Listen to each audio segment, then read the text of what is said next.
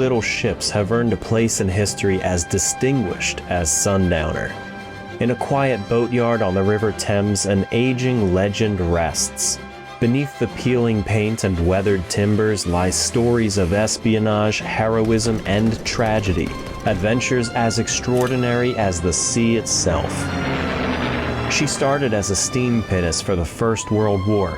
Who knows what thrilling events she witnessed? Captained by Charles Lightoller, Titanic's legendary second officer when she went down, the Sundowner was there at Dunkirk, dodging bombardments and machine gun, weaving through fire and fury to rescue 127 men. Now, after more than a century, she faces her greatest challenge yet: survival. It had come to a point in its life where it was either break it up or save it. A team of master craftsmen has taken on the daunting task of restoring her piece by piece, plank by plank. To restore a boat like this is a dream for me. It is such a well-known boat. But saving Sundowner is no small feat. It's a race against time. This is more than a restoration. It's a mission to preserve history, and it needs your help. This is the story of Sundowner, Lightoller, and the miracle of Dunkirk on Part-Time Explorer.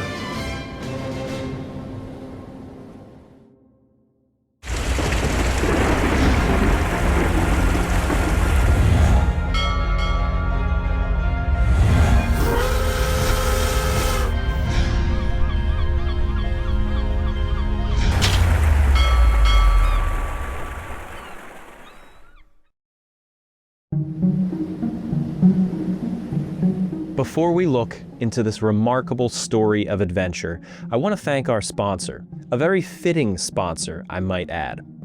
If you love naval history, then World of Warships is the perfect game for you. With a massive fleet of historically accurate ships, including legendary American warships like the USS Iowa and USS Fletcher, you can command history's most powerful vessels in epic battles. Every ship in the game is built with extreme attention to detail, using real blueprints and historical records to ensure an authentic experience. And that's something that my team especially appreciates, given the amount of detail that we put into our own maritime recreations. And the best part?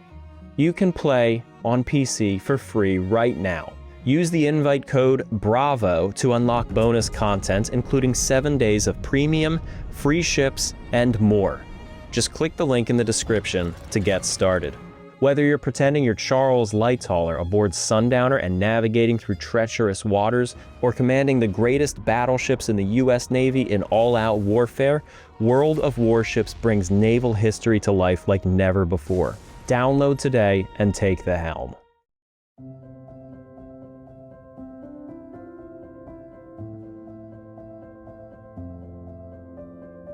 It's a cold, grey day in Chertsey, in the southwest of London, England, where time-honored craftsmanship meets the open sea.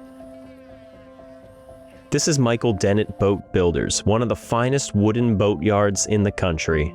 We've got everything here. We've got all the skills. We've got 3 apprentices at the moment in different stages. People have to search me out to come and get a job here because we're quite hard to find. And when we get someone because they want to be here, they want to do this. And that gives a completely different feel to this yard. Everybody is here because they love what they're doing, and it makes a big difference in the finished product. A team of master artisans breathe new life into wooden vessels of the past. Each plank, each seam, each polished brass fitting is restored by hand, preventing a rare skill set from being lost to time. Well, I'm Stephen Dennett, and this is Michael Dennett Boat Builders, named after my father. My father and I moved in here together about 40 years ago. My father's still here, he's 82, and he only works 5 days a week now, he's fully retired. I've got an 11-year-old son, and he comes in every Saturday. So I'm hoping there's going to be 3 generations of us here. Throughout the yard are several different boats, different sizes, different designs, each with a different story. We've got the biggest stock of any wooden boat yard on the river and probably in the country. Some of them look like they are ready to sail away on a new adventure at a moment's notice. So L'Anthony's behind you, and it's nearing completion. We're just finishing off the air conditioning. Hopefully it'll go to the Med. It's got 2 new engines, 5 air conditioning units, it's got the latest kitchen, it's got electric flush toilets with walnut seats with Lanthony logos in them. It's had everything done to it. It's an absolute work of art, and we're really pleased that we've brought it back to such a standard. Others, like this one, are far from completion. Beneath this weathered canopy lies a legend, a daunting restoration project, not only because of the condition of the vessel, but because of its historical importance. This boat may have the richest history in the boatyard. The old Sundowner, around 113 years old at the time of filming, has seen 2 world wars, served in battle and espionage, and was long skippered by Charles Herbert Lightoller, the highest-ranking surviving officer of the sinking of the RMS Titanic in 1912. Sundowner's got the best history. Of all the Dunkirk little ships, we have one in the yard that is the fastest Dunkirk little ship. We've got some that are the smallest Dunkirk little ships. But this one, it's beautiful, it's got all the history, and it's going to be an amazing boat to use. It's got a beautiful central steering position. It's got its original teak wheelhouse, so you stand in the middle of your boat and you drive along and you'll feel like a king. She's in rough shape, but for the team at Dennett's Yard, this restoration is more than a challenge. It's a duty. To restore a boat like this is a dream for me. It is such a well-known boat, and it's such a big project, and we thrive on a bigger job. The work ahead will require skill, patience, and an unwavering respect for boat-building tradition. But here in this quiet shipyard by the sea, such values are woven into the fabric of daily life. But the team here and Sundowner's owner, John Molenschott, have a bit of a problem. When they acquired the vessel, they knew she needed work, but they didn't realize just how terrible of a state she was in. So once Sundowner arrived here, we pulled it out of the water, and oh dear, it was a terrible state. It was literally crumbling to dust. The sides were crumbling, the stem has been replaced because that was just bits of it were falling onto the floor. The cost to restore her far exceeds the budget that they had set aside to complete it, so fundraising efforts have been put together to help save this important vessel. More about that later. But before she was a sleek private yacht, she served her time with the British Royal Navy. When first constructed in 1912, she was a steam pinnace, a small auxiliary support vessel used to patrol waterways or small inlets, and often taking on general odd jobs. She was 52 feet long, with a breadth of 12 feet. She had a single brass funnel over her lone boiler. The deckhouse in the center was for ship operations and contained the wheelhouse. There may have been a deckhouse on the stern, or there was an open area for cargo or personnel. We don't know for sure. On her bow was a 3-pound gun for defense. Now, calling a gun a 3-pounder does not refer to the weight of the gun. Rather, it refers to the weight of the shot, the projectile fired out of the gun. So a 3-pound gun, a 3-pound shot, was nothing to joke about. She likely saw action during the First World War, but sadly her early history is muddy, as we don't even know the original identity. We don't even know where it was built. We know that she's an Admiralty pinnace, and we know that she was built probably in 1912, possibly in 1911, but that puts it in the period of time just prior to World War I, where the Admiralty were looking around thinking, we're pretty sure there's going to be a war, we're pretty sure it's going to be a big war, and unlike all the wars that have come before, we're pretty sure we're going to be fighting people who are as well equipped as ourselves. With that in mind, they started a large capital ship building program, everything from battleships to cruisers to destroyers to even gunboats and all the rest of it. And all of those boats needed cutters, jolly boats, pinnaces for shipping everything from crew to stores from shore to ship. Some of those will have been attached to the shoreline, but many of them will have been attached to the ships they were built with. The big burning question for me is, which ship was this attached to? If it was attached to a ship, which ship, and what was that ship's story?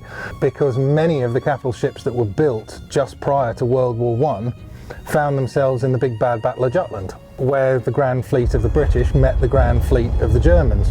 But the only way we're going to know that is if we know which ship it was attached to, or indeed if it was attached to a ship. So it could, in theory, end up being the case that its World War I history is as fascinating and important as its World War II history. In the 1920s, after the First World War was over and Britain was downsizing its navy, anything of value was stripped off of her, and her bare wooden hull sat in a dockyard with several other identical boats. It's here that her first identity was lost as she sat abandoned in the mud. Let me deviate for a moment and introduce you to Charles and Sylvia Lightoller. His family never called him Charles, they always called him Herbert. I'm going to refer to him as Charles in this video because that's how history remembers him. Charles was an Englishman, born in 1874. He'd been at sea since he was 14, working on sailing ships and later steamships. He was shipwrecked several times, but his most notable incident at sea came in 1912 when he was working for the White Star Line. He was initially to be the first officer of the brand new liner RMS Titanic. First officer actually means third in command on this ship. There's the captain, and then there's the chief officer, and then there's the first officer. But just before the voyage, he was bumped down to second officer, or fourth in command. 4 days into the voyage, on the blistering cold night of April the 14th, shortly after Lightoller had come off from watch for that night, the Titanic had struck an iceberg and was sinking slowly by the head. For the following 2 hours and 40 minutes, a terrible drama unfolded that shaped Lightoller's life forever. As a high-ranking officer, he was in charge of loading several of the lifeboats that night. Rather infamously, you already know this, the Titanic, like every other passenger ship of the era, did not carry enough lifeboats for everyone on board. The captain ordered that priority should be given to the women and children. Some of Titanic's officers took that to mean what he said, that priority should be given to the women and children, and then any remaining seats in the lifeboats can be filled with the men. However, Officer Charles Lightoller, who was in charge of loading many of the lifeboats on the port side of the ship, took that to mean women and children only. He loaded his boats with any women and children who were nearby, and then denied countless men the chance to escape the sinking in the remaining seats, even forcing some men out of the lifeboats at gunpoint, only to lower the boats away half empty. An untold number of men lost their lives that night because of Officer Lightoller's extreme interpretation of these orders. Lightoller stayed by the ship until it literally sank out from under him, after which he managed to climb aboard an overturned lifeboat and survived the disaster. He was Titanic's highest-ranked officer to survive. Lightoller has drawn criticism both then and now for his actions during the sinking, and the night of April the 14th into the 15th has haunted him for the rest of his life. There was at least one time when his wife Sylvia found him hiding under the bathtub, catatonic from a flashback to the Titanic. Although the sea was in his blood, so were the dark memories of that terrible night.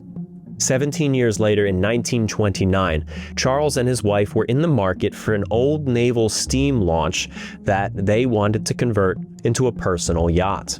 It was actually Sylvia who first spotted our 1912 mystery pinnace, and in early 1930, they bought that old wooden hull for £40, or about 8,000 pounds today, or 10,000 US dollars. Lightoller's friend, Charles Cooper, was a local shipbuilder, and he brought the hulk back to his boatyard, where he would restore it to Charles and Sylvia's specifications. The boat was refitted with a 60-horsepower Parsons engine, eliminating the need for the large brass funnel that once stood at the center of the vessel. And around the same time, Lightoller gave it a temporary name, the Hobo. Hobo didn't sound sophisticated enough for Mrs. Lightoller, but keeping in the same spirit, she used the Australian term sundowner, which sounded more romantic, but still meant hobo, tramp, or vagrant. Sylvia, by the way, was a native Australian. Sundowner's name board is still with the boat today, waiting to be reinstalled in Dennett Boatyard. The full renovation of Sundowner took about a year. It would have been done quicker, but the Lightollers were so eager to sail around in their new boat that they kept borrowing it from the shipbuilder after it was seaworthy, but before all the finishing touches had been put on it. Cooper worked hard on the vessel and did a phenomenal job, much to the satisfaction of the Lightollers. The ship little resembled its former self. A 6-foot counterstern was added to the back to allow for a larger interior saloon, bringing the length of the vessel to 58 feet.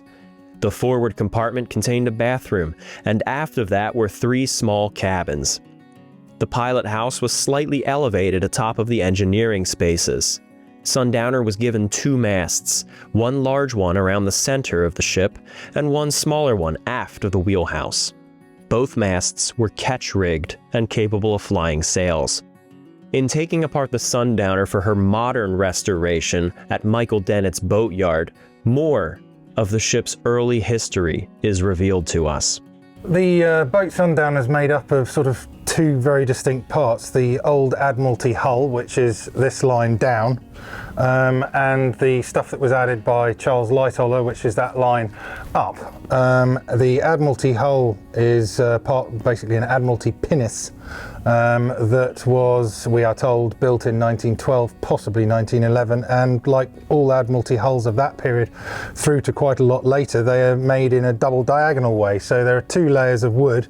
The inside layer is running 45 degrees sort of bow up to stern, and then the outer layer is running from bow 45 degrees down to stern. The advantage of that is it's light but it's strong. The old method of making this was to have the inner layer, and then you put in a layer of fabric, and then you'd put the outer layer on top of that, and then you'd pin it and screw it and bolt it and add all these layers together. The problem with that is Admiralty pinnaces and boats like them were never designed to last 100 years. Well, this one has. Water's got in between the layers and rotted both the inner layer and the outer layer in some places.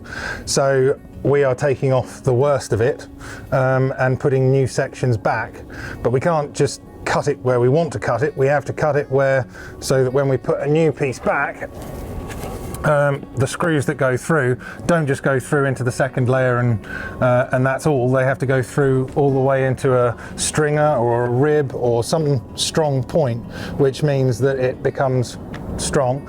And unlike the old days where we add in fabric, in our case we're adding in resin, which will actually bond the 2 layers together much better, and it prevents us having to put in, you know, sort of 20 screws a square foot to hold them together, which of course all represent a hole in the hull, which is not really what we want.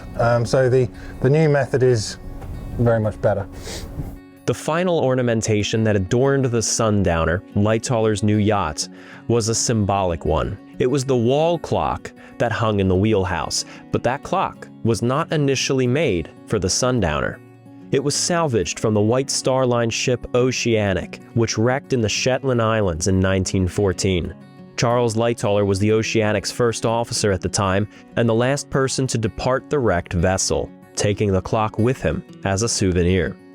For most of the 1930s, the Lightollers treated the Sundowner as a pleasure yacht, sailing their family and friends to various ports around England itself and out across the English Channel to the continent, touring France, Belgium, and the Netherlands, becoming well acquainted with the many coastal towns there. It was very much a family boat. Charles and Sylvia were practically dual skippers at times, and their children, now in their 20s and 30s, spent lots of time with their parents refining their seafaring skills and building warm memories with their family. Lightoller also frequently entered the Sundowner into contests, including the International Motor Cruiser Trials, where Sundowner captured first prize. She would win several competitions over the years, not just for her aesthetics, but for her performance. The Sundowner was incredibly maneuverable, capable of turning completely around within a single boat length, a detail that would come very much in handy a little later. To add to the ship's performance, the 60-horsepower Parsons engine was eventually replaced by a newer, more powerful engine, which gave the Sundowner a few more knots of speed.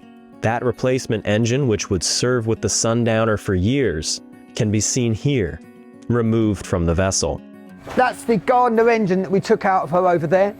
We won't be putting that back because to restore that to a good working order will probably cost similar amount of money as to buy a new one, and it will take too long.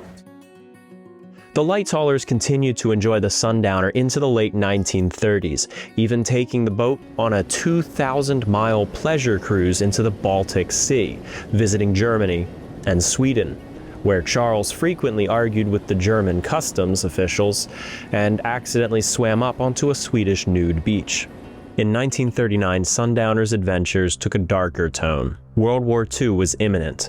The government and military officials across Europe could feel the sinister undertones increasing with each day. British naval intelligence knew that one day, possibly soon, British forces would need to invade continental Europe and fight against the Germans, and therefore they needed reconnaissance on possible landing points, charts, drawings, and photographs.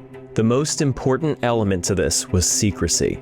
They needed this information to be collected covertly, fearing that if the Germans found out, it would only escalate an already deteriorating situation. Sylvia insisted on accompanying Charles on this mission. She was also fond of adventure, and she brought up the excellent point that having a 54-year-old woman out knitting on the stern would make the Sundowner look less suspicious and threatening. Charles agreed. Let me pause here for a moment. Lighthauler's youngest son was named Brian. Brian was in the Royal Air Force, and at one point in his life, he instructed his father, Charles, about German aircraft and how a small boat like the Sundowner could outmaneuver these planes should it ever be attacked. This is purely an assumption on my part, but I believe it was around this time, when Charles was preparing for this specific mission into enemy territory, that Brian taught him about this. What other time would this come up organically? Brian taught him that when a German fighter plane, specifically a Messerschmitt 109, was about to strafe a target with its machine guns, it would lock in on it, flying towards it in a straight line with its nose down. The reason the nose had to be down was so that the pilot in the cockpit could kind of see over the engine and the dashboard and over the engine in front of him. And he would line up his target until he was committed. And then he would lift the nose up a little bit. And that was the only way that the guns would actually point at the target. Otherwise, he's pointing too low. Once they lifted that nose, they really couldn't see their target anymore. So a small boat like the Sundowner should wait for the airplane to commit to its target. And then when they lift the nose, jump out of the way.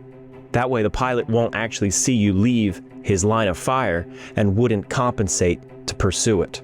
This knowledge that Brian learned in his flight training would prove very useful down the road. It was early August 1939 when the Sundowner cast off from Burnham-on-Crouch, steaming out towards the North Sea. The air was thick with tension, as though somehow everybody knew that the greatest military conflict in world history was just a few weeks away. He worked the shores of France, Belgium, and Holland, and stopped in coastal towns such as Dunkirk and Ostend. Along the way, Sylvia remained on deck knitting, although discreetly, keeping an eye out for any sort of danger, while Charles stayed below deck and observed the shores through the portholes. He snapped photographs and drew up charts, writing down any observations that he found pertinent, and at night, he used the cover of darkness to take depth soundings. These were all neutral countries in the growing conflict, but eventually, Sundowner entered Germany itself, the future enemy. Anchored off of Bremerhaven, it wasn't long until the Sundowner caught the attention of the German coastal patrols. A German patrol boat raced over to the Sundowner, circling it aggressively. Sylvia kept her cool, but called down for Charles to come up. The Germans called her to get the skipper, but she pretended not to understand. Weapons drawn, the patrol boat circled in even closer. Charles was aware. He was down below scrambling to shove everything that he had collected, notes, drawings, photographs, and the cameras, into a weighted canvas bag. He was going to dispose of it over the side of the boat if he had the opportunity. But an idea came to him first that might save the mission.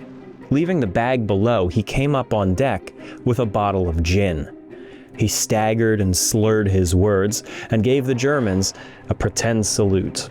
They couldn't be bothered, and the patrol boat ended up speeding off, leaving the Sundowner alone. Lightoller ended up not needing to jettison his material, and he brought it back to the British Navy on August 12th. Mission accomplished. Lightoller would return for another mission on August 26th, surveying more of Belgium and Holland. This time, he even hired a car to drive him around the Dutch countryside. The landscape was beautiful. The civilians were peaceful. Lightoller seemed to be the only one there who knew that this whole country was about to be torn apart. Sundowner's logs gave no details about this mission, and Lightoller really never talked about it. We don't know what else happened on this voyage, but we do know that Sundowner returned to England in the early hours of September 1st, 1939. That very same day, Germany invaded Poland. 2 days later, Britain declared war on Germany. The following day, September 4th, the Royal Air Force conducted its first raid on German targets. 2 German cruisers anchored at Wilhelmshaven, not too far from where Mr. and Mrs. Lightoller were harassed by the patrol boat a few weeks earlier. Flight Lieutenant Brian Lightoller was on this raid. It suffered 80% losses and failed to destroy its targets. Brian Lightoller's plane was shot down and crashed into the side of one of the German ships. He and his crew were among the very first British casualties of the war. His loss hit the Lightoller family hard, and the Sundowner was mostly inactive for the rest of 1939, eventually being put into its winter storage in Southend. Between the summer of 1939 and the spring of 1940, the world changed. September 1st, 1939, Germany invades Poland to seize the western end of the country in a secret agreement with Soviet Russia to divide the country up. And on September 17th, Russia invades the eastern half of the country. Germany, recognizing the weaknesses of the military strategies of the First World War only 2 decades prior, has adopted an overwhelmingly aggressive military strategy called Blitzkrieg, or Lightning War. It is all about speed and hitting the unsuspecting enemy with everything that you have before they have time to even realize that they're at war. With this, Germany steamrollered across Eastern Europe, across Poland, and towards Russia. France and Britain declared war on Germany only 2 days after the initial invasion. The British sent over what they thought was an overwhelmingly large force into France, their ally, to help the French army defend its borders against Germany. Nothing happened for months. Germany was focused on fighting Russia and its eastern expansion. So Britain and France dug in at the German border, but with no fighting, this period was called the Phony War. They didn't even feel like they were at war. This whole thing felt like a joke to them. May 10th, 1940. Germany turned its military to the west. In a single day, 4 million troops invaded France, Belgium, and the Netherlands, all at once, punching through the Allied defenses with ease. Warfare was different now. There were no stalemates. The Allies couldn't dig in and hold ground, and Germany swept across Western Europe faster than the Allies could even retreat.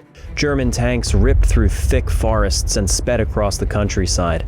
The German Luftwaffe, their air force, bombed defenses and took out targets ahead of the advancing army. Their dive bombers, Ju-87s, also called Stukas, were particularly terrifying.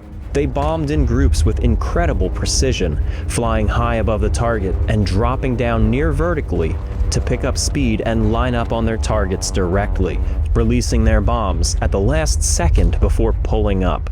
To add to the terror, the Germans added a siren noisemaker to the wings of these airplanes, so that when they were diving down, they created this horrifying screaming sound.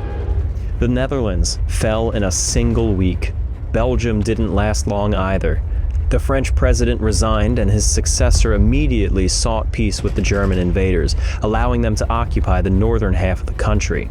But the British Expeditionary Force of over 300,000 men was still in France, defending a country that had already surrendered. Britain had to retreat to the sea and pray that somehow they could escape across the Channel back home before the German army destroyed them. There was a total breakdown of organization, as 250,000 men were in full retreat, with the fiercest, most merciless army in the world pursuing them bent on total destruction. France gets a bad rap in history for surrendering so easily. Say what you want about the politicians, but the French army mutinied against them and threw itself in between the Germans and the retreating British. They were grateful that the British had come to their aid, and they knew that with France spiraling downward, the British army was their only hope. The British had fallen back to the northern coast of France to a small city called Dunkirk, with the Germans closing in behind them. A fortified perimeter was set up around the city made up of British and French and some Dutch and Belgian troops to defend the remainder of the Allied army as they tried desperately to escape the now hostile continent. The city was in complete disarray. Before the war, the city had a population of 30,000 people, but now, less than a year into the war, it had a population of less than 3,000. 360,000 British troops flooded into the city, along with 40,000 French and the remnants of the Belgian army. The German army held off from the city, and the reason why is subject to debate, but the Luftwaffe began relentlessly pounding Dunkirk. An oil refinery nearby was hit, filling the sky with a thick blanket of black smoke. The city itself ignited, and a wave of flames swept across the downtown. The infrastructure had been destroyed, and there was no way to even try to fight this fire. 1,000 civilians were killed. The Allied forces pushed onto the large sandy beaches and into the heavily damaged harbor. An evacuation was begun immediately, but it was approached with great pessimism. British High Command was convinced that within a week or so, Germany's next step was to jump across the English Channel and invade Britain itself, so they were hesitant to risk more of their ships and aircraft on this evacuation. Churchill himself believed that they would only be able to pull 20,000 or so of the 400,000 plus Allied troops still in France. The situation seemed absolutely hopeless. So far, the evacuations had taken place on May 27th, 28th, 29th, and 30th, but they had only been successful in rescuing a small portion of the Allied forces. And yet, the evacuation ships had sustained heavy damages, and the defensive perimeter around Dunkirk had shrunk significantly. Time was almost out, and nearly 300,000 troops still remained in France. In desperation, the British tried another tactic. A distress call was sent out to the owners of smaller civilian boats, asking if they would allow the Royal Navy to commandeer their craft and use them to supplement the evacuation. June 1st was to be the biggest day of the evacuation, and they needed as many crafts as they could get. Let me pause again for a moment. If you've seen the incredible 2017 film Dunkirk, directed by Christopher Nolan, then you're already familiar with Sundowner's story at Dunkirk. The boat's name was changed from Sundowner to Moonstone, and Lightoller, Titanic's former second officer, was renamed to Mr. Dawson. The story of Mr. Dawson and the Moonstone in the movie Dunkirk is not similar to Lightoller and the Sundowner. It is Lightoller and the Sundowner. But we're going to go into more detail. Charles Lightoller received a phone call at 5 p.m. on May 30th. Sundowner was to be requisitioned by sailors and brought in to help at Dunkirk. Now, Lightoller was in the Royal Navy Reserve, so unlike the other civilian boat owners, he wasn't asked for his boat, he was told his boat was going. However, he quickly responded that if Sundowner is going, he and his son Roger are going with it as crew. Now, they didn't complain because they're Royal Navy too, so that worked out just fine for everybody. Frederick Roger Lightoller was Charles's oldest son. He was in the Royal Navy Reserve and not yet deployed into action. At home, his wife was 8 months pregnant. As we know, Charles had lost his youngest son, Brian, in the early days of the war, and his other son, Trevor, was one of the British troops trapped in Dunkirk. In the darkness of the night, Charles and Roger worked on the Sundowner, moored in Chiswick, England, stripping off any unnecessary weight from the ship, including removing the Sundowner's 2 masts. As they worked, Lightoller spotted 18-year-old Gerald Ashcroft on the docks nearby. Charles knew Ashcroft. He was a Sea Scout who had been given his training with Lightoller aboard Sundowner, and Charles asked him for assistance in preparing the boat. Gerald ended up staying with Sundowner on this mission with Lightoller's cautious blessing.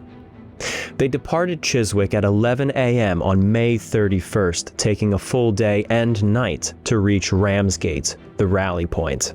In Ramsgate, Sundowner joined up with a small fleet of little ships, while larger craft were continuously pulling against the wharves to unload the battered and beaten men of the British Expeditionary Force. Sundowner was given new nautical charts, fresh food, and cigarettes.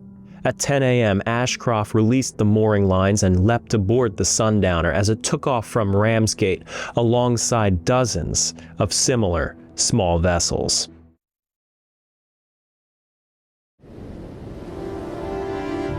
The start of the crossing was calm. The water was peaceful and the weather good. Sundowner had tried to stay with the group, but over time, Lightoller started distancing himself and bringing Sundowner ahead of the little fleet. About halfway across the channel, Charles suddenly shouted out to turn hard to starboard. Roger spun the wheel and Sundowner's nose turned to the right swiftly. Lightoller had spotted a German mine in the water, and the bow of Sundowner missed it by only a few feet. That mine, designed to sink a warship, would have turned the entire Sundowner into splinters in an instant. This steering wheel is the helm on which Roger performed frequent maneuvers with the Sundowner throughout the coming day, often dodging enemy fire by merely a few inches. The diligent work at this helm kept the Sundowner alive. Let me pause for a second, and I should note, some people in my audience are going to be familiar with a command system known as tiller commands, in which when you say hard to starboard, it actually inversely means turn the boat to port. If you think of a tiller attached to a rudder, and when you shove that hard over to the starboard side of the boat, it actually turns in the opposite direction. These tiller commands were used aboard the Titanic when Lightoller was aboard her. That's why when you see hard to starboard, Titanic turns to port, to the left. That confusing system was discontinued in 1932, and so here in 1940, when Lightoller shouts hard to starboard, he does indeed mean turn the boat hard in the starboard or right direction. Before they could even return to their course from avoiding the mine, a loud roar was heard approaching in the distance. 3 German fighter planes, likely Messerschmitt 109s, had spotted the Sundowner. Now, bombs from these aircraft are an obvious threat, but even the machine guns on these planes could tear the Sundowner to splinters. The 3 planes locked in on the Sundowner, and Lightoller called for Roger to prepare to evade the attack. They were saved at the last minute.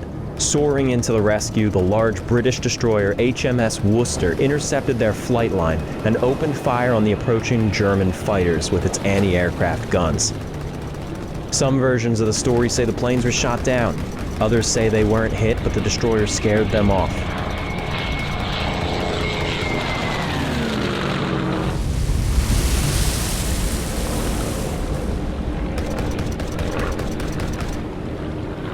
Either way, Sundowner was safe.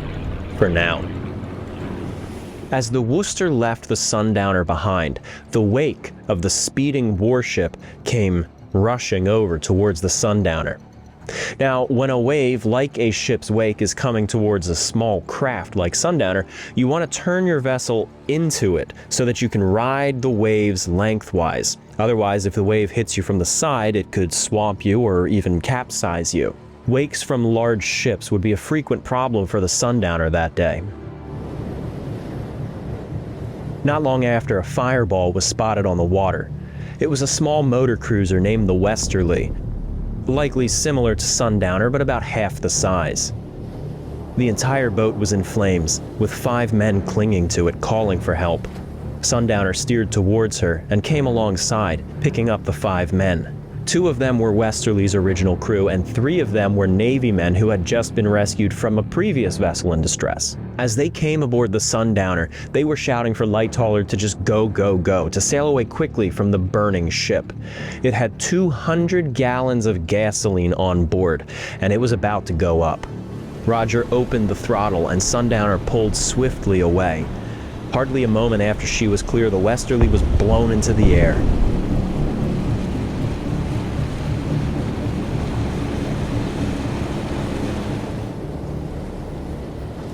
The fireball caught the attention of 2 more German planes. Instead of fighters, this time these were German Stukas, the dreaded dive bombers that I mentioned earlier, and they were coming in from a high altitude. Lightoller gave the order for Roger to stand by and wait for his command. The planes lined up on Sundowner and began their wretched dive.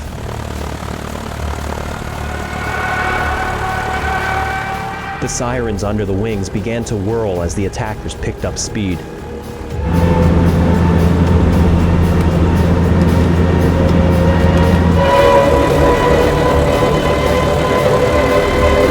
Sundowner waited for the last possible moment when the Stukas released their bombs. Then he shouted hard to port, and Sundowner dodged the first bomb. Hard to starboard followed, and the vessel swerved to the right, dodging the second bomb. The large splashes swept the Sundowner's decks, but the boat was undamaged. The Stukas left the Sundowner behind, not wanting to waste any more bombs on her, and the Sundowner continued on to the French coast, now with 8 on board. The whole French coastline was spotted with big plumes of black smoke. The oil refinery was still ablaze, the city was smoldering, and the rest of the country beyond was a raging war zone.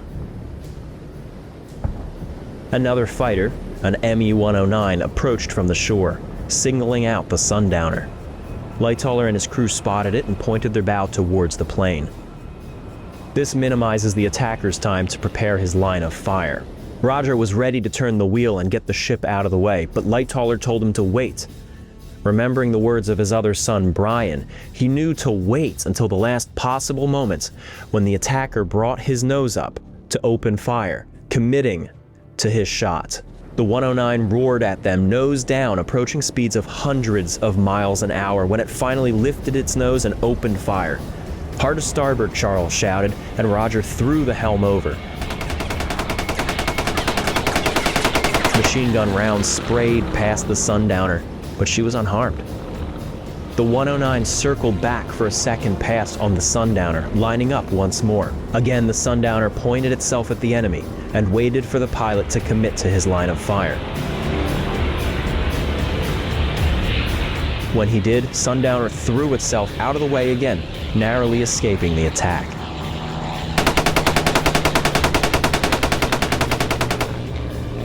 The 109 gave up and he moved on to easier targets.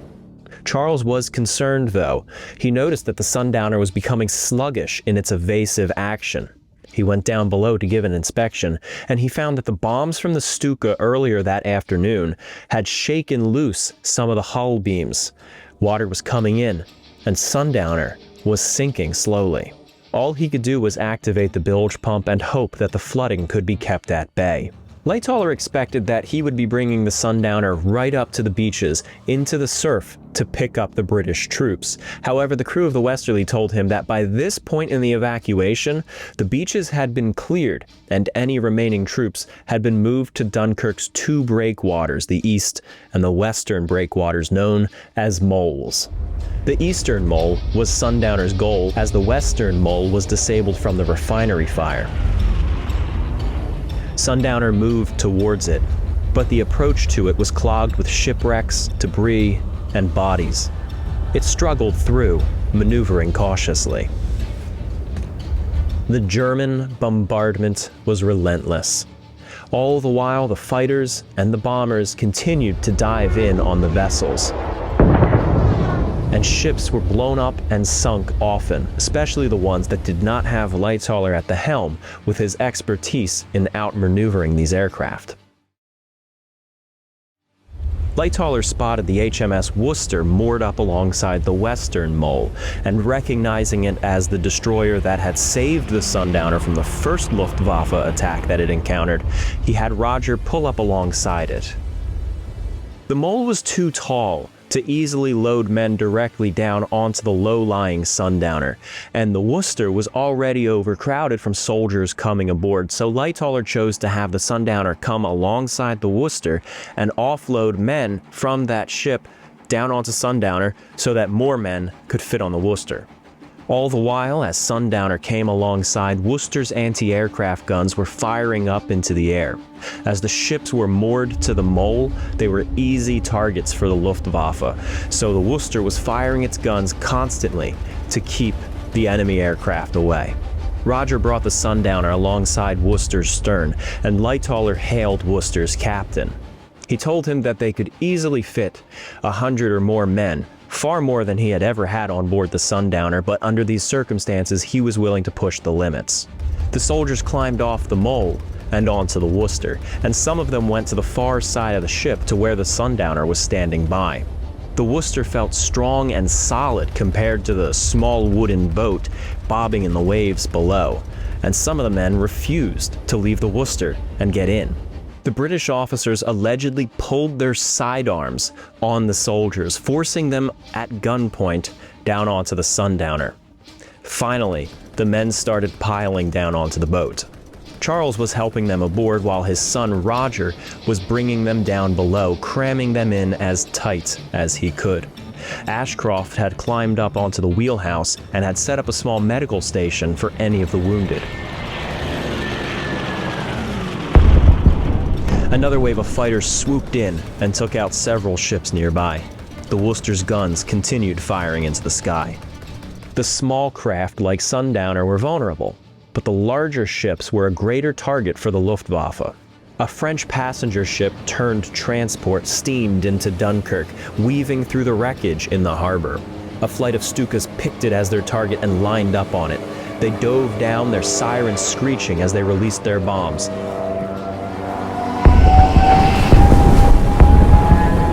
The ship was engulfed in smoke. Lightoller thought she was a goner, but the ship emerged from the plumes undamaged.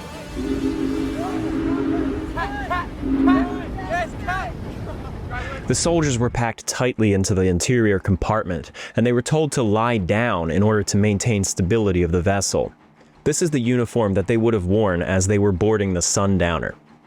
Each man would have had a helmet like this, a kit like this, which is webbing and it's all canvas. They had a spare canteen, a bag on the back. Most of them also carried rifles like this, a Lee Enfield, the most common rifle for the British forces.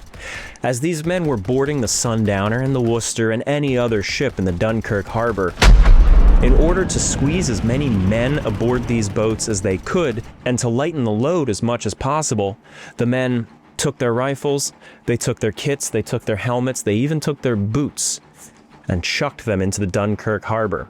Hundreds and hundreds, if not thousands, of these beautiful rifles were tossed into the water, still there. As they boarded the Sundowner, it was no exception. The men took their boots off, they took their packs off, they took their rifles, and they tossed it into the water. As they climbed aboard the Sundowner and were told to lie down, some of the men were actually stacked on top of each other. Two men had to share the bathtub, and one was told to curl up and sit on the toilet.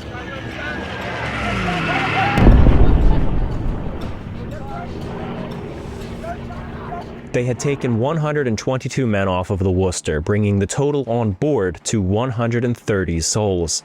Lightoller, Roger, and Ashcroft, the 5 men from the Westerly, and these 122. There was no sign of his son Trevor, though, but Lightoller knew it was unlikely that their paths would cross. At this point, Lightoller felt that the Sundowner was getting too low in the water from the weight of all of these soldiers, and it needed to cast off. Roger, back at the helm, backed the Sundowner away from the Worcester, and with a wave, the ship turned around and exited the Dunkirk harbor. Sundowner limped out into the sea, leaving the protection of Worcester's anti-aircraft defenses. It was alone, sluggish from the weight, and don't forget, it was still taking on water.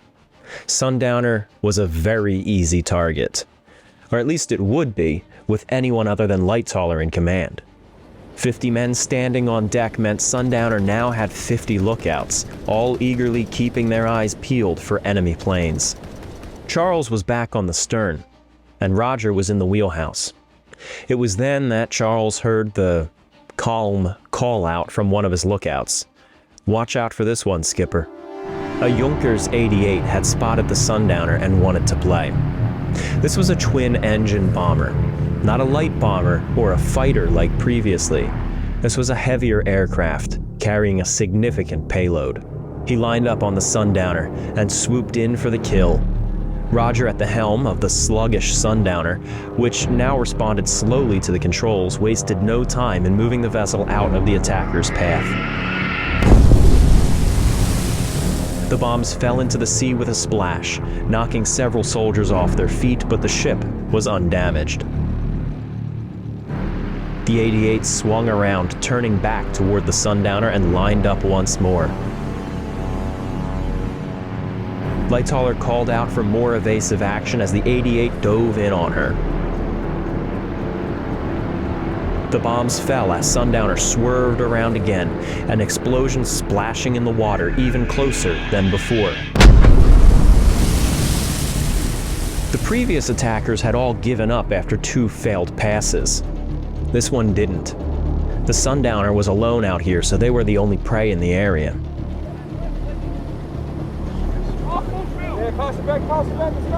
The 88 gained altitude and swung back around once more, lining up on the Sundowner, whose water in the holds was rising and the boat groaned with each maneuver. The 88 closed in on the Sundowner and prepared for the kill. Roger once again began a strenuous evasion, but it was interrupted by the sweet sound of a Rolls-Royce engine swooping into the rescue. A Royal Air Force Spitfire latched onto the tail of the Junkers and wasted no time in firing its American-made Browning 303 machine guns into the enemy from behind. The Junkers smoked and flashed, falling over to the side as it rapidly began to lose altitude. The men on Sundowner cheered, but not for long. The 88 had regained some control as it fell from the sky, aiming itself right toward the Sundowner. It was going down, and it was going to take Sundowner out with it. It picked up speed as it pointed its nose straight at the small vessel, and its tail was smoking black. Sundowner once more swerved to avoid the incoming enemy, who skimmed over the stern of the Sundowner and splashed into the sea just a few dozen feet away.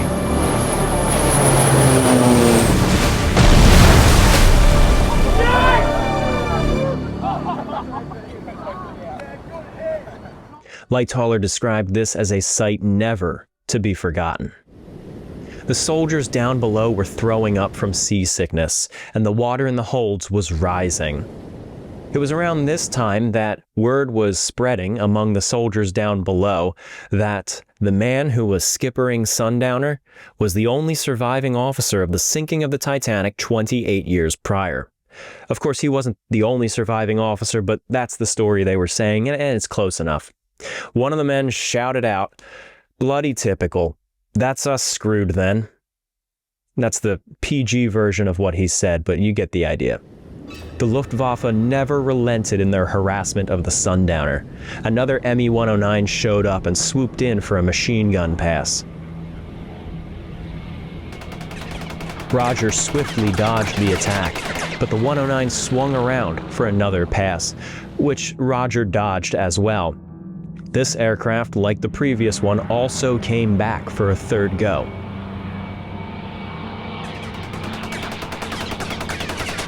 He missed, and then moved on.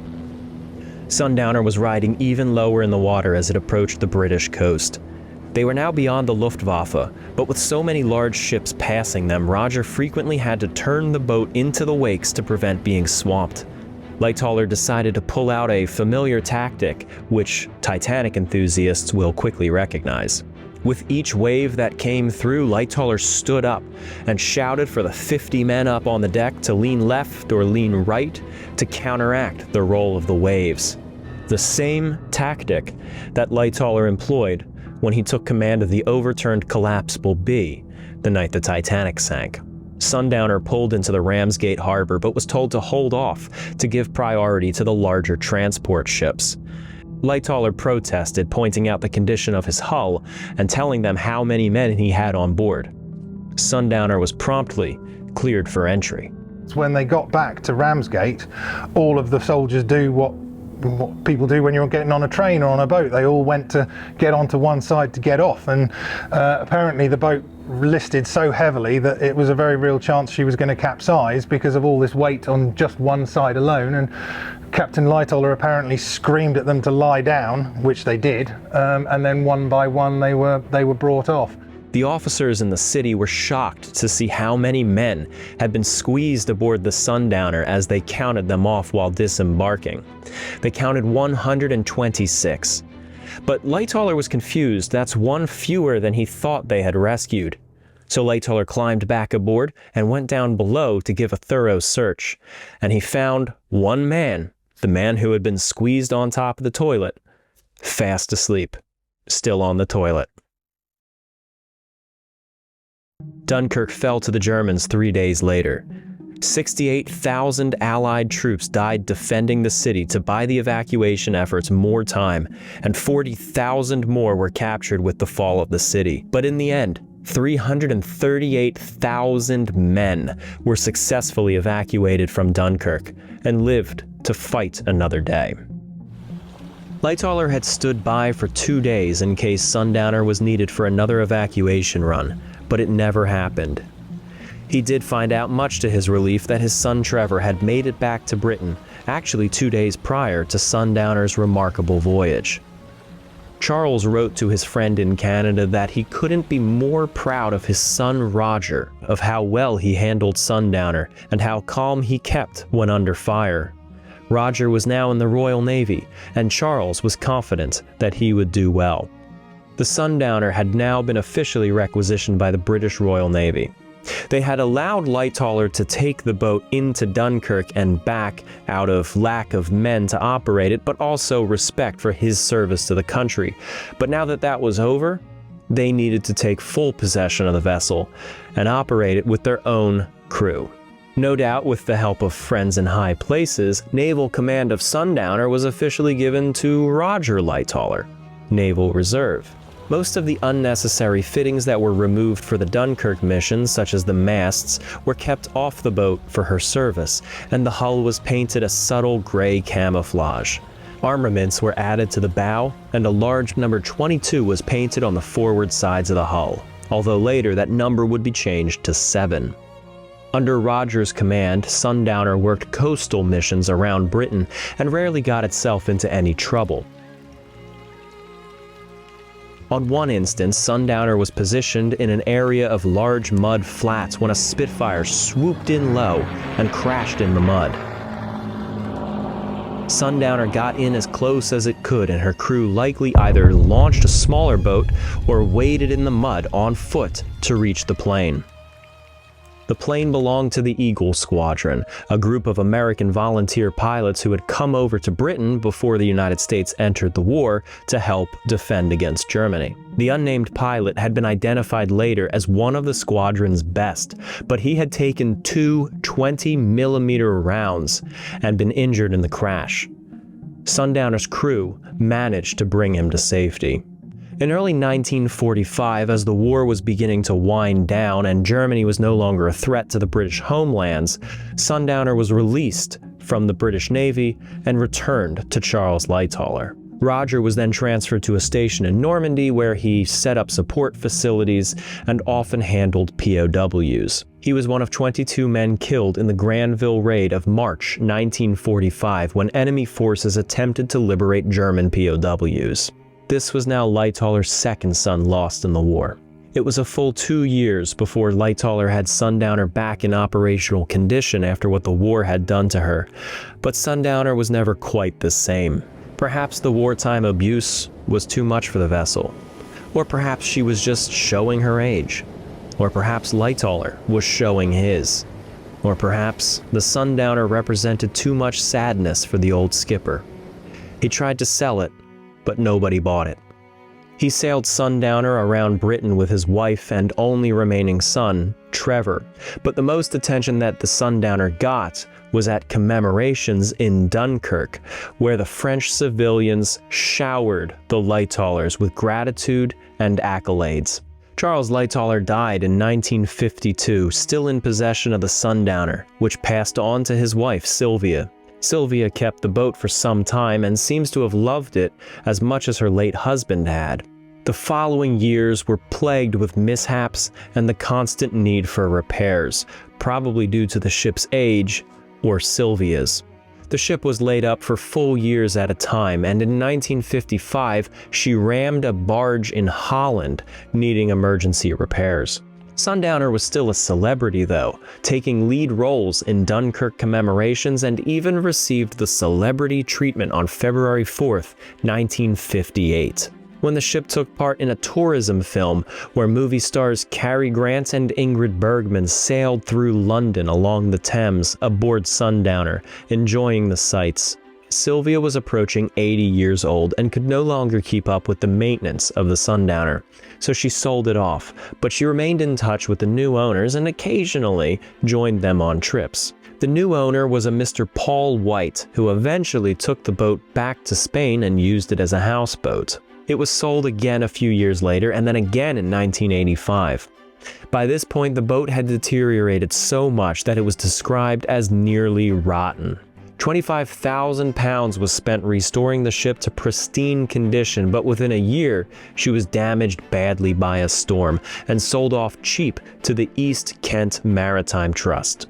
Sundowner stayed with the trust for years and was kept in Ramsgate Harbor as a floating museum, occasionally participating in Dunkirk reunions and acting as the historical centerpiece for the waterfront. In 1996, the trust went defunct, and the ownership of the Sundowner was transferred to a new group who was also managing the Maritime Museum, and they already had their hands full. Within a few years, Sundowner fell into disrepair once more. We went down for other business and I had a little sneaky look over her. I can see the areas of rot. I can see the state it is. I can see it's losing its shape. The volunteers have been doing their best, but they'd run out of money and Sundowner was deteriorating faster than they could keep on top of it. And so it was purchased by John Mullenshot, who sailed the boat down the Thames to Chertsey, where it sits now. Turned up at Ramsgate, saw his new beautiful boat, got on it and drove it all the way back to our yard. He had a beautiful sunny day, the sea was calm. Then we pulled it out the water and it started falling apart. It literally was crumbling. All the top sides were just turning to dust. The deck, you couldn't stand on it. The beams were collapsing. The stem just behind us has been replaced because the old stem was literally crumbling to dust. It had come to a point in its life where it was either break it up or save it. Sundowner was in significantly worse shape than what they anticipated when they bought it, and now the cost of repairs far exceeds their anticipated budget, even with so much labor being done out of love. Melissa Ratliff is a journalist, a Titanic content creator, and a podcaster who fell in love with Sundowner's story and is spearheading a fundraising effort to restore this vessel. Hi, my name is Melissa Ratliff, or you may know me as Melissa Fairlady from over on TikTok, where I do a significant amount of Titanic-related content, especially during the month of April. But my account took off thanks to the story of one man, Second Officer Charles Herbert Lightoller. Now, I knew who he was. I had known who he was since I was a small kid and the first time I saw A Night to Remember. But what I didn't know about Lightoller, here is a man who did not seem to be able to be killed. I became so enamored with this story that I did a video on it, and it blew up on my TikTok account. And his boat is sitting over at the Dennett Shipbuilders in Chertsey, where they are working very hard on it. But the problem here is that the funds needed exceeded the expectations of the owner, John Mullenshot. And I got in touch with him and suggested perhaps we should do some sort of crowdsourcing to save Sundowner. Now, why am I so attached to the ship besides Dunkirk? Charles Lightoller doesn't have a grave. He was cremated during the London smog of 1952 when he died because there was no place to bury him. The mortuaries were full up, so his family chose to cremate him and scatter his ashes. So he has no resting place. Sundowner is the last piece of his legacy that is still left standing. And it's been an honor to be a part of this campaign to restore her to her glory. And if you are interested in helping us, there's a really easy way to do this. Sundowner.online. And from there, you can access the GoFundMe page set up by her owner, John, who is a good friend of mine, and donate to the cause. All proceeds that are raised in this fundraising crowdsourcing campaign go directly to the cost of repairs and materials needed. His story deserves to be told and remembered through the ages, and one way we can do that is by preserving something that meant so much to him.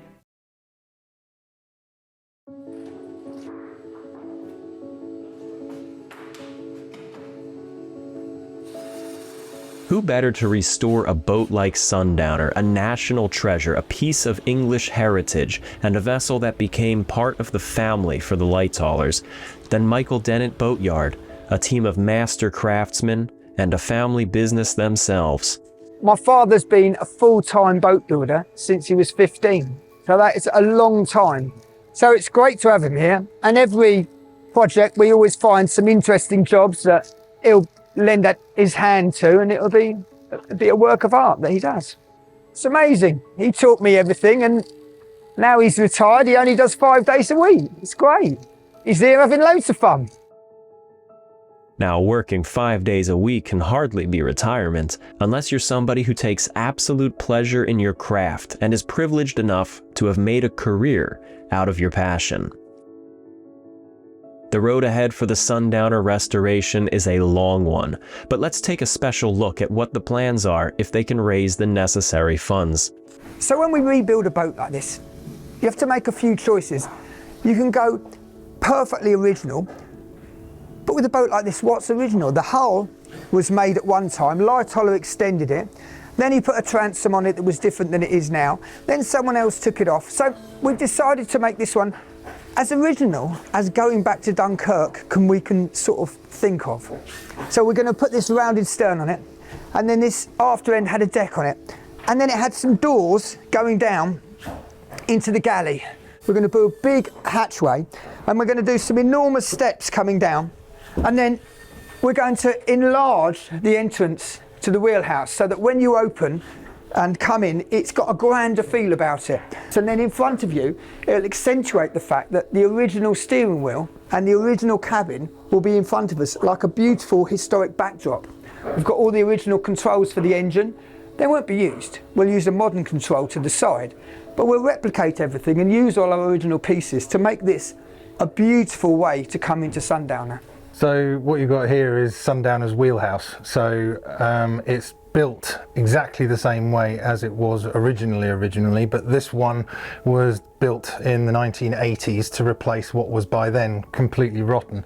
It was, however, done by somebody who was clearly a very, very good carpenter, because it's been done exactly in the old style. And at this point, we've taken all the old varnish off, we've given it a really good sand down so all the teak comes through, and it's had its 10 layers of varnish from the finishing department here. It was built very well, so it's done all the same original joints and style, but when it came to us, it was just an ocean of flaking varnish and greyed wood. So it's all been completely rubbed down, and now it's had its 10 layers of varnish. I would like to see a lot of the inside of the wheelhouse looking exactly as it did. So the engine that we've taken out had so many controls, everything from wheels to levers and all the rest of it, all of them made of brass. So for me, it would be great to see all that put back, only polished and shined, to give an idea of what it did look like, when actually all you're really going to need to control it will be control the new engine will be a simple dashboard and some power levers, and that'll be it. So the original skylight will go here, which is exactly where it was before, and we put a strengthening bulkhead there because the mast and the tabernacle is going to go in front of that, and we need to keep the strength. This beam shelf has been replaced and we varnished that, and then we've put oak ribs And we're going to varnish the planking, which is the same timber as this. So all this wood will match with this. And then we'll have these beautiful light oak ribs with original rivets that we've re-riveted to replicate the original methods. And then we're just going to paint the rest of the bilges and all the old bits grey to sort of blend all the new and the old together in the bilges.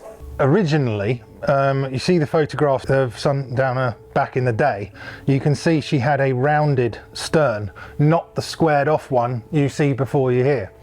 The plan, as much as possible, is to return her to what she was. That will be removed and the original rounded end will be put back. It actually comes out, I would say, probably 2 meters from the rudder point, and the rudder point hasn't changed.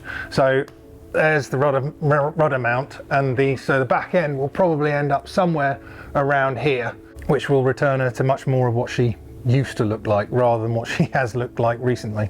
So how much of the original Sundowner is still going to be here? Well, a lot more than we originally thought when she came here, because we assumed, given the amount of time she'd been in the water for, that the hull would be in terrible shape.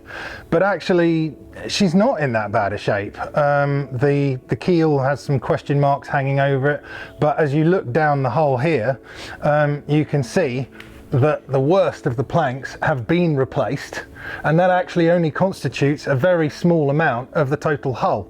So I don't know, if I was to put a percentage on it, you're probably looking at least 50, probably about 50% original as far as the hull's concerned, possibly more than that. But a lot of it, including the most, iconic parts, the propellers, the shafts, and all that sort of stuff, are going to be the same, which is great. Not least of which, also the rudder. The original Admiralty rudder lies there, and that will be remounted in a slightly different style, but it will be the same rudder. So yeah, the critical stuff will be the same. We've got the original flag locker.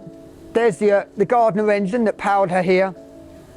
There's a few other lights and odd pieces from the dashboard. They may look as though they're not loved, but they are. We're looking after them, and they'll all be going back. Her binnacle is also standing by, ready to be put back on. Sundowner is more than just a boat. She's a survivor.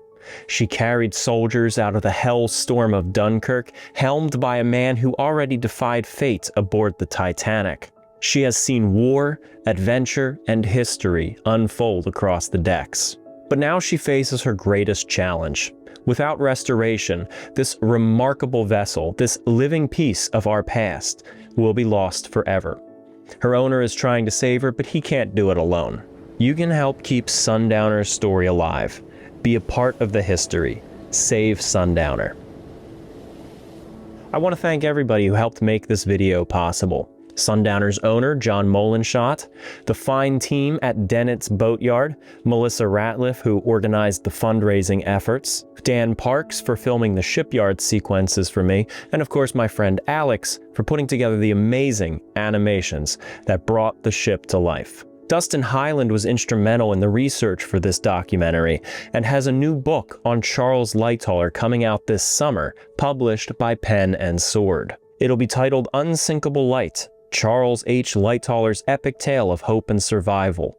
A link will be in the description below when it is available. Thank you, of course, to our sponsor, World of Warships, who made this documentary possible financially. Check out the link in the description below to experience the mighty ships of World War II yourself.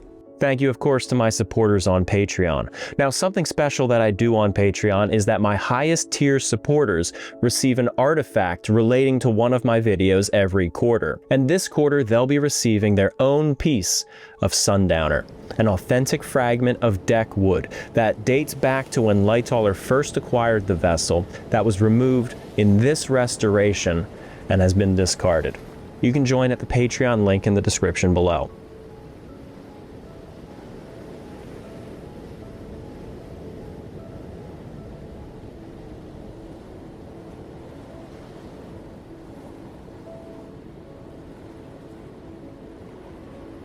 A special thank you to my supporters on Patreon, especially Marlo Perez, Kelly Black, Kaiser Wilhelm II, Kaiser Friedrich III, Zach Richards, Donald Anderson, Cody Henricks, Joan Haynes, Sean Kimball, Glenn Biddiscombe, Stephen Schwankers, Gabriel Colomb, RGB, Tara Mollikar, Keith Holland, Rob M., Amos Mayhew, Corey Andrews, Nicholas Masella, Cole Tannick, Sophie Baber, Rob, Oliver Chin Chen, John Maluski, David Watipka, Tiffany Raridan, Madtime Media, Nathan Gutierrez, Max Metcalf, David Littlejohn, Sean Sahi Frazier, Nikki Chan 92, Corbin McDonald, Matthew Burns, Goblin of the Salt Plains, Luke Stevens, Gordon Robbins, Aaron Stark, Troy Wentworth, Clarkey, Sam Forker, Busy Bee, Christopher Rosendale, Road Weary, Kitty Bits, Taniel 38, Kenzo Buick, Brian Reedy, Eden Cleefish, Bless Moles, Coda Yoda 16, Carol Adams, Clay Hobbs, Steve Valley, Gojira's Trains, J.C. Hobbs, High Treason, The Peppermilk, Tristan White, Jason Stray, Chance Hudson, Robert Mayer III, Jordan Page, The Handler, Georgia Tsifa, Drew Shelton, Craven Moorhead, Jennifer and Sarah Vaughn, Ben Reese, Kenneth Hendricks, Aaron Prochaska, David Douglas, Alan and Modesta Charlone, and Eric Castle.